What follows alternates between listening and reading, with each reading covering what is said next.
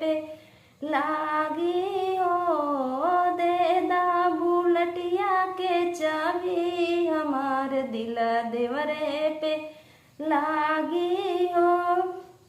रोजा देवर कोको कोला पिलावे, रोज देवर कोको कोला पियावे, तू त पियावा चीनी पानी, हमार दिल देवरे पे लागी हो।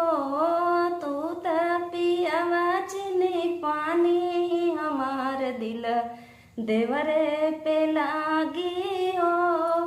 दे दा बुलटिया के चाबी, हमार दिल देवरे पे लागी हो।